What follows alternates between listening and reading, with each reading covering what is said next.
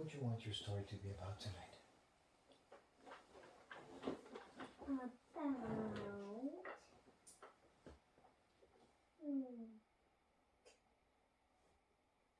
about a kid that paid with his own money for silver.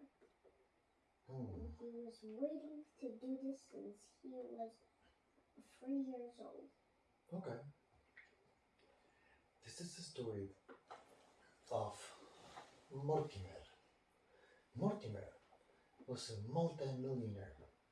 He had one home in the United States uh, and two homes in Europe, and he loved the vacation in the beach, so he had his own airplane, and him and his family were happy and wealthy, and they had a great time.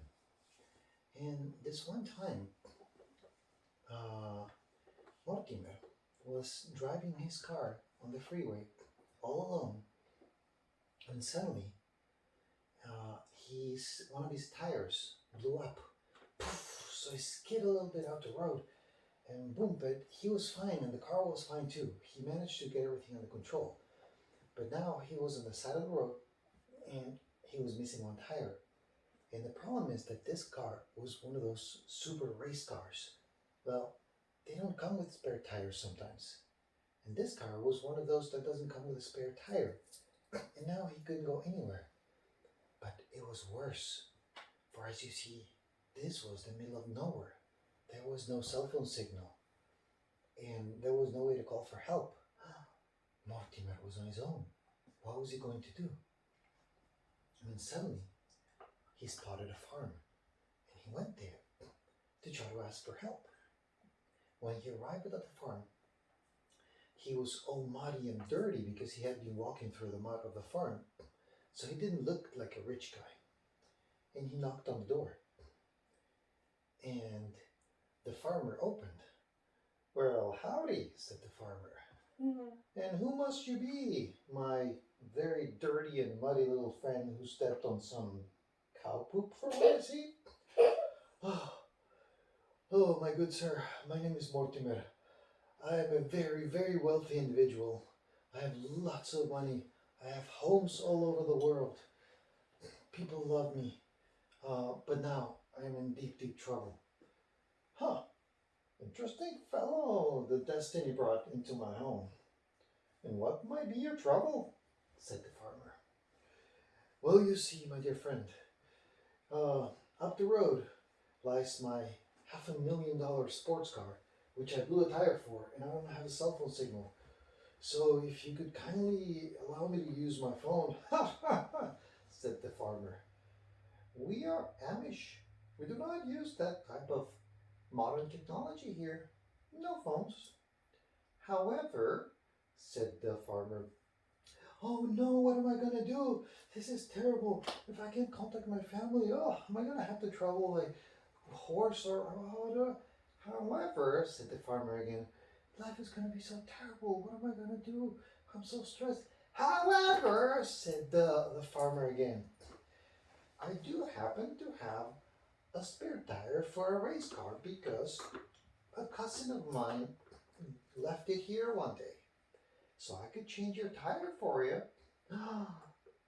"Seriously, you could do that? Oh, well, this is really going to be the best day ever. How can I ever repay you?" "Well, I can think of one thing. I want to know exactly when you discovered the method for your richness. I want to know exactly what was the first thing you do that made you become so rich today." And so Mortimer thought, well, this is a great deal. A life lesson in exchange for a tire? All right, well, why not? "Okay, my dear lad," said Mortimer, "I shall tell you the story of the first financial decision I did that made me rich beyond my wildest dreams. You see, I was about 6 years old, almost 7. And when my birthday came, There was a big party at my home. Oh, I still remembered it. There were lots of presents, and I got presents the day before, and I kept receiving presents the day after. But there was this present, this one particular present that stood out to me like a world of possibilities. Destiny, you may call it. It was $40 from some of my friends, said Mortimer. Do go on, said the farmer. Well, destiny would have it that the day after my birthday party was a Sunday.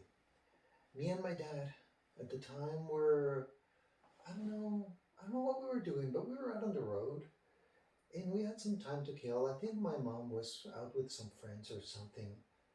I don't remember much exactly. This was 40 years ago. Anyways, and I told my dad earlier that day that I wanted to buy my first piece of silver with my money. And my dad thought that that was such an important first step in my life that he was determined to make it come true. However, I do remember that no place was open because it was a Sunday. And so, after searching and searching, he took me so far away in the middle of the rain, and we found a very wise old man with a smile in his face. I wasn't sure if the smile was because he was about to make a sale or because he was seeing something amazing happening. Nonetheless, he saw a twinkle in my eyes, and there, and that day, I bought my first ounce of silver, and he gifted me another coin. You see, that silver changed my outlook in life. I started learning about it when I got more silver later in life, and I learned about the markets, and I learned about how money works, and I learned about how to make money work for you. And I started investing, and I started discovering that I liked this and that I was good at it, and I did it more. Until one day, I understood that I had made it to the top. And that, my friend, is how I became the richest man in the world. All right, now, if we shall go and change my tire, said Mortimer as he started walking towards his cart. Not so fast, said the farmer as he grabbed him by the neck and sat him down in a tree trunk. Hey, are you reneging from our deal? Said Mortimer. You asked me to tell you how I became the richest man in the world, and I told you that was the day I found it. No, no, no, no, no. You, my friend, are too fixated on this illusion of life that is material. Nothing wrong with that, said the farmer. I wish you well, enjoying your riches.